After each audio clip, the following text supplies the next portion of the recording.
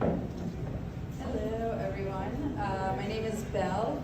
I feel very. Can I take this off? Can I take this off?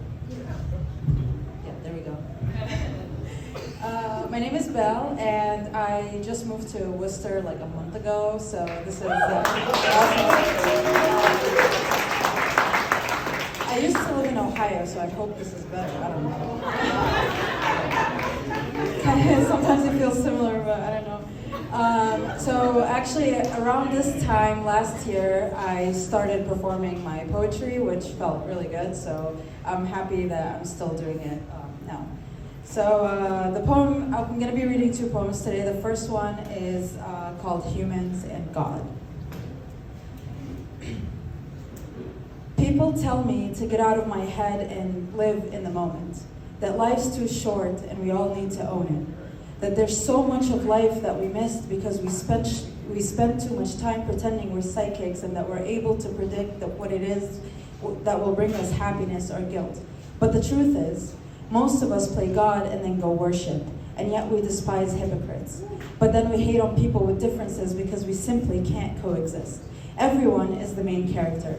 But each person wants to put their own twist on the script that we were supposed to follow. And yet we find ourselves in dilemmas that result in proving that we are just shallow, cold, empty, and hollow, like a big pill hard to swallow, like an ugly beast with a terrifying shadow. Us humans, we like to be confusing. Our honesty represents everything but our modesty, and our actions are contradicting.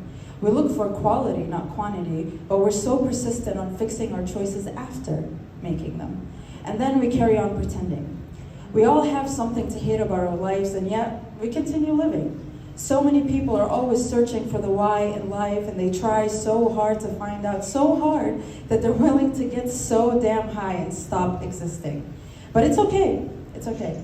There's no judgment, because this is a safe space, and you are in a good place, and I am smiling with tears on my face and a cigarette in my mouth and regret and mistakes on my skin, but I'll take it to the chin because I am strong, I am independent, I am a woman, and I am not alone until I actually claim those traits. Then I become a disgrace, not just to the people of my kind, but to the entire human race. This is the hypocrisy I'm talking about.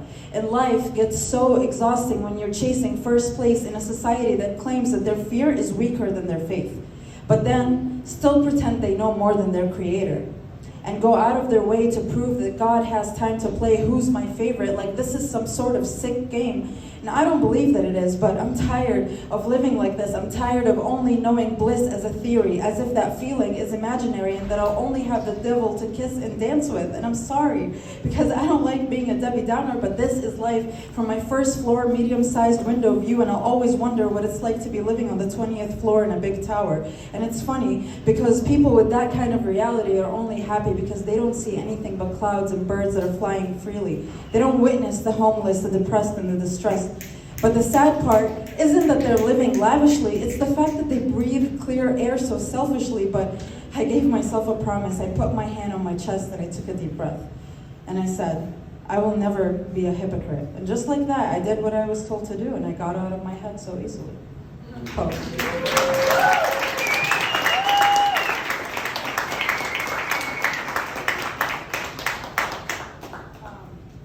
And now the second poem is a little happier than that one.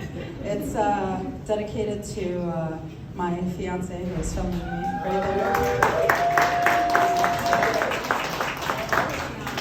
Quick story about this poem. I actually wrote it before we even met because I knew I loved him before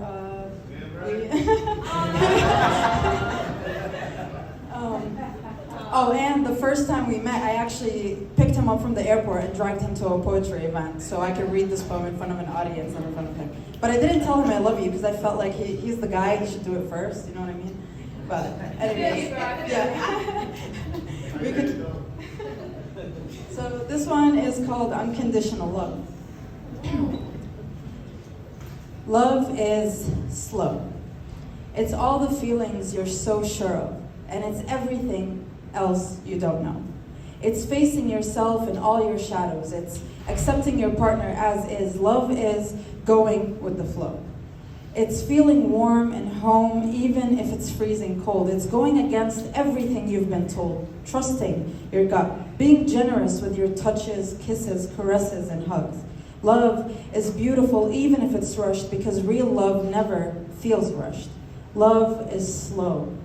Love never gets old. Love isn't just a mere crush that comes and goes. Love is to align with time and fly to heaven and back every night with the person who adds more life to your life. Love is timeless.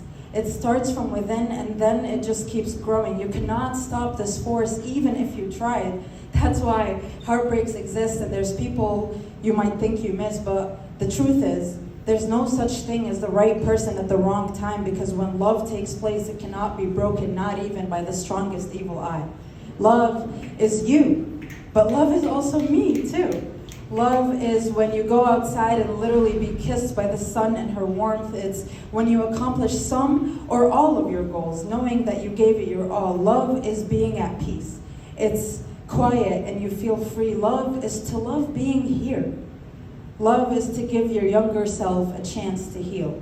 And love is to simply allow yourself to feel whatever it is that you want to feel. I remember the moment I felt like I was in love with myself and the universe and you and pretty much everything else. It was when I looked into your beautiful eyes, but it wasn't just because they were beautiful. It was because you were also looking into mine. We were both, for a second there, literally in each other's minds. We both had nothing to hide. You saw me smile and instantly smiled. You felt mine, and my heart is full. My senses are so in tune with you, and I am so sure, and I've never been more sure. So, in conclusion, love is certainty. It's clarity. It's serenity. It's everything you wanted as a child. Love is supposed to feel good. It's supposed to be pure. Love is supposed to make you feel understood. It's supposed to make you feel secure. Love should have you breaking bad habits, going after your buried passion, the one that you were once told was stupid. Love should have your eyes sparkle, your cheeks red, your heart jumping out of your chest, your entire existence out of breath. You're excited to get out of bed, a million ideas in your head. Love is when you feel loved by yourself first, and then by someone else. Poem.